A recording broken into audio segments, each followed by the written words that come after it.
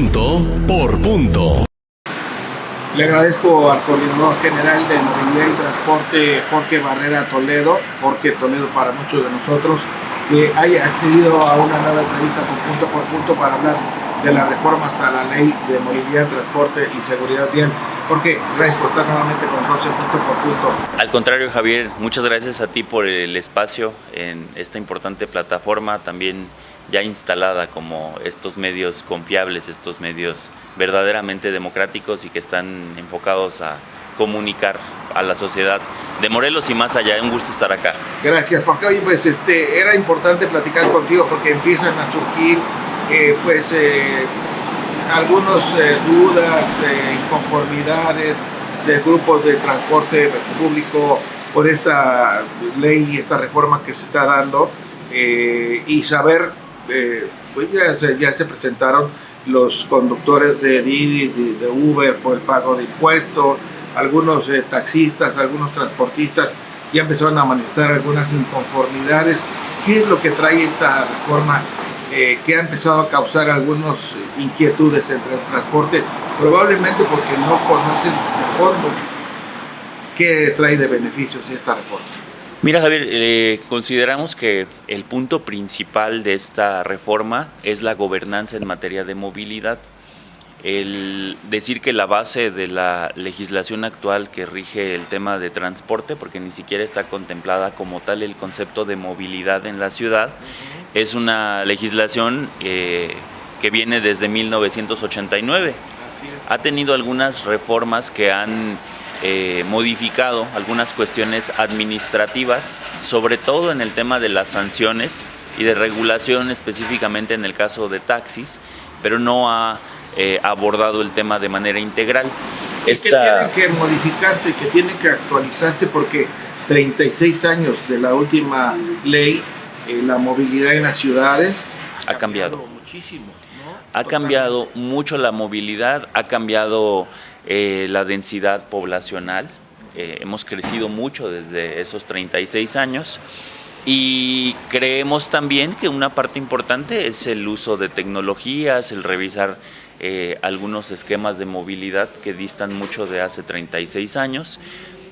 Nosotros hemos hablado frecuentemente cuando nos referimos a los temas operativos de control vehicular, cómo es que la misma base legislativa nos impide agilizar algunos temas que la ciudadanía requiere.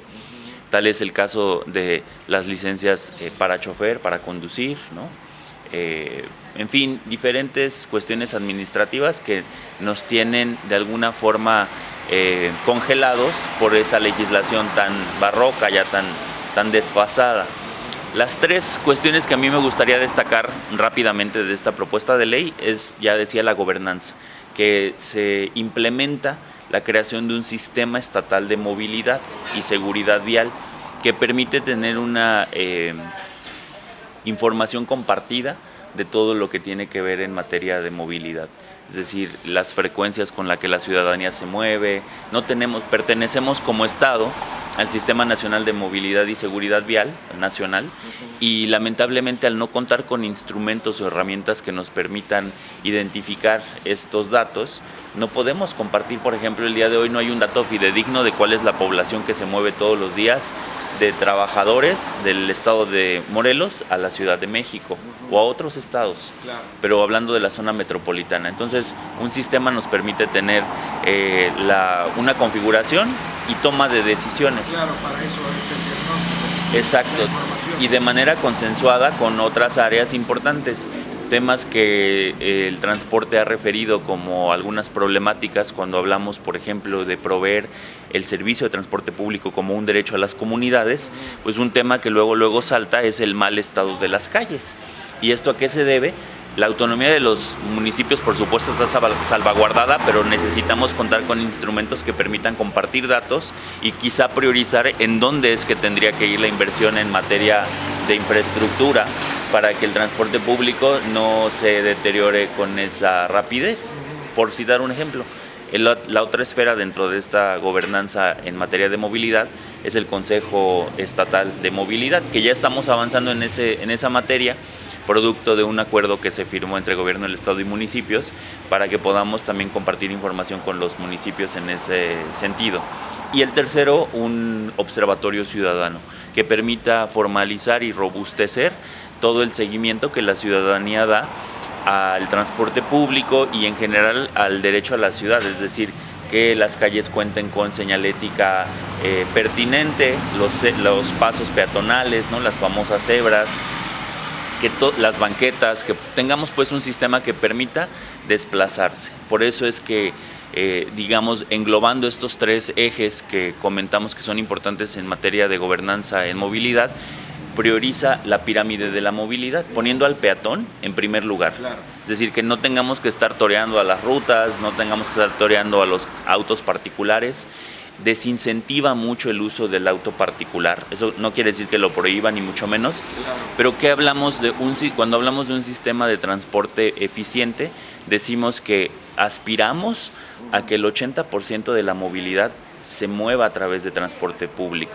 Claro. ¿Y cómo vamos a cambiar así los porcentajes? Pues dando un servicio eficiente. Oye, ahí hablas de movilidad y hablamos de transporte, pues son dos temas que van concatenados, ligados, no pueden estar separados uno del otro. Es correcto. Y hablas de los tres puntos primordiales que le interesa al gobierno del estado modificar, actualizar, poner al día en el tema de la movilidad, pero efectivamente el tema del transporte, cómo hacer para que más ciudadanos dejen los vehículos, usen el transporte público. Se necesita un transporte eficaz, moderno, seguro, y se hablaba en la propuesta de estas canastillas, ¿cómo se llama? El cablebús. El cablebús.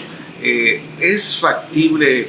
¿Está dentro de esta propuesta que están haciendo de la reforma a la ley de movilidad, transporte y seguridad pública? ¿Está contemplado? Sí. ¿Dónde estaría ubicado? ¿Cuál sería el propósito y el destino, los puntos de origen y destino? Bien, Javier, lo que nosotros estamos considerando en esta ley es pasar, o más bien abrir esta puerta de la posibilidad del modelo actual, que es el conocido como hombre camión, que tiene concesiones aisladas que, si bien se agrupan en las diferentes rutas que conocemos, la potestad sobre la concesión, así como la operación del mismo, está muy suelta. No hay un sistema estatal de transporte público que logre, digamos, ordenar y tener esa incidencia en que veamos al ciudadano como un sujeto de derecho de la movilidad. Es por eso muy importante contar con ese sistema. Luego, además del modelo hombre camión, existen otros modelos que el día de hoy han avanzado en otros estados y que tienen que ver con la conformación de estas concesiones como empresas del transporte público que permitan sujetarse a estos estándares técnicos que garanticen un servicio más eficiente. Ahora, cuando podemos introducir estos modelos. Jorge, perdón, ahorita continuamos, pero sí me gustaría hacer un paréntesis. Cuando en el gobierno de Lauro Ortega surge el problema del llamado pulpo camionero, Lauro Ortega, justamente para acabar con esa ineficacia del transporte, crea este actual sistema de transporte a través de combis y les da a las personas esa concesión para que funcionen y hagan un transporte eficaz y eficiente para las personas.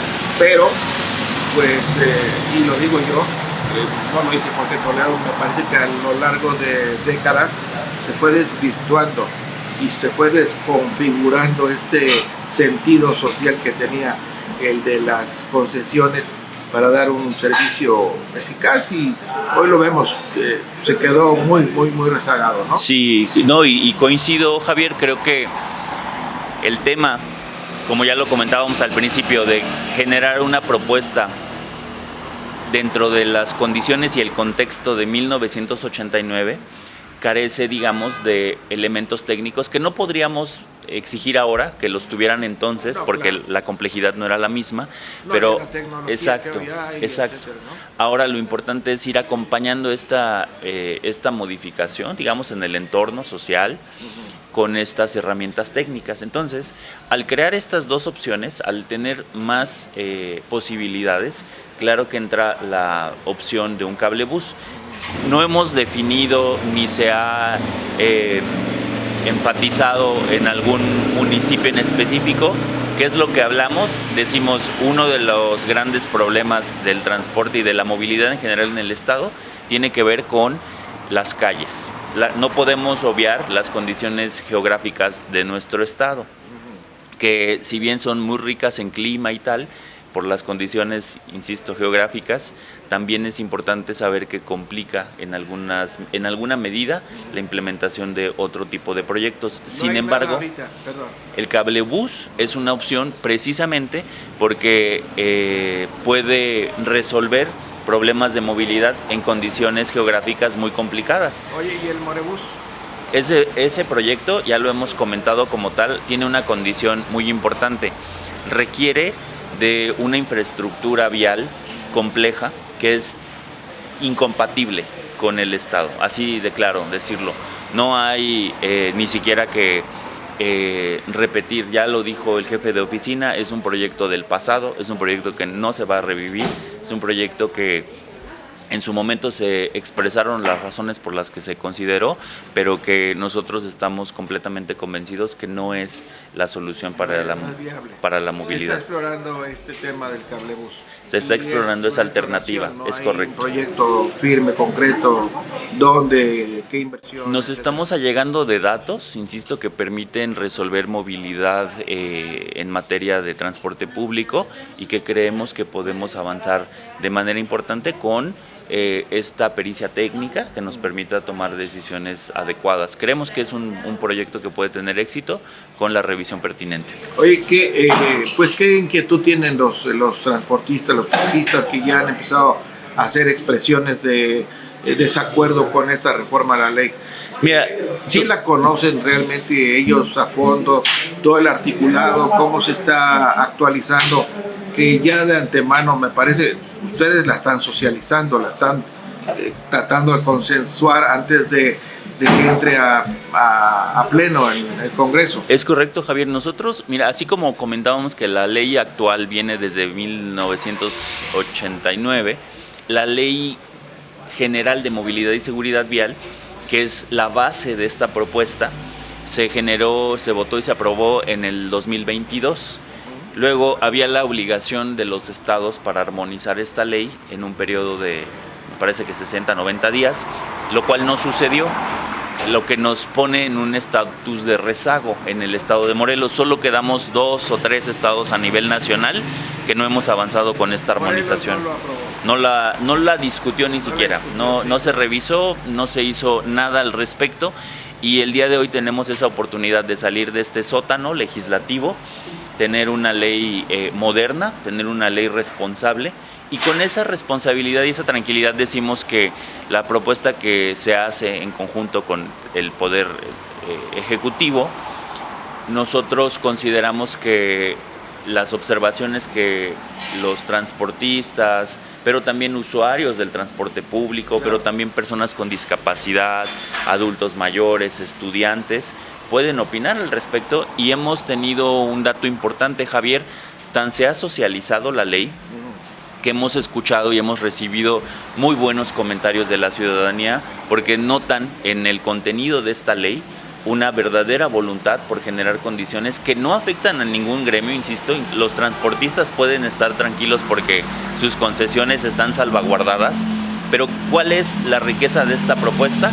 Que sienta las bases y da herramientas para una verdadera modernización del sistema de transporte público en el estado y de la movilidad en general. Oye, pues me parece a mí que, como nos lo comentas, esta reforma que ve todas las aristas de la parte del usuario, del transporte, del transportista, del peatón, pues es muy amplia. Es amplia. Muy rica, no deja ninguna parte sin ser atendida, porque justamente te iba a preguntar, ¿y dónde queda el usuario?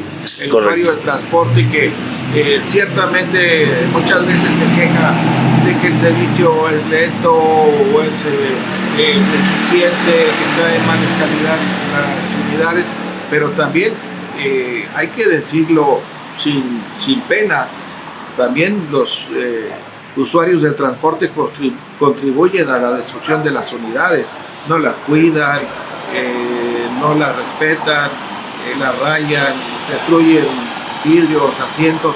También ellos tienen que hacerse responsables de las unidades de las que disfrutan. Claro, debe haber una corresponsabilidad, eso es lo que hemos comentado siempre. El goce de un buen servicio tiene que estar acompañado con un uso responsable.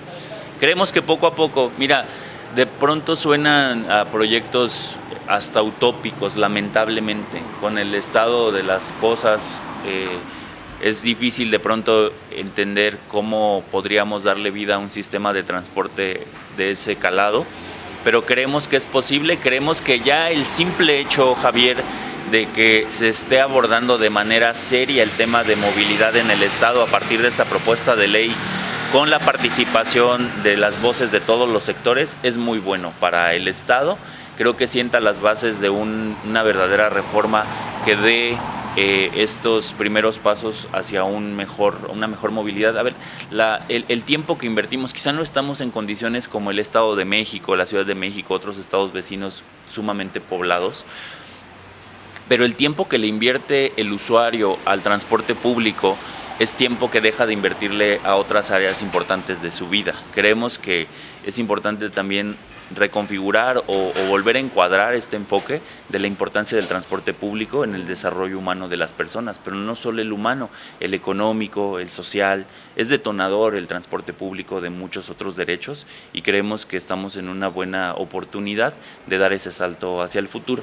Ojalá pueda avanzar esta reforma porque, bueno, digo, a nivel mundial no se diga, está muy avanzado. Sí. ¿No? Si por lo menos nos equiparamos con algunos estados de la República en términos de movilidad, transporte y seguridad vial, pues estaremos muy aventajados ya del otro lado, ¿no? Claro. Y para terminar, pues este comentario que siempre me ha parecido a mí que el transporte se ha mantenido rezagado durante décadas porque siempre lo he dicho, los gobiernos de cualquier signo, en cualquier momento, han visto al transporte público como,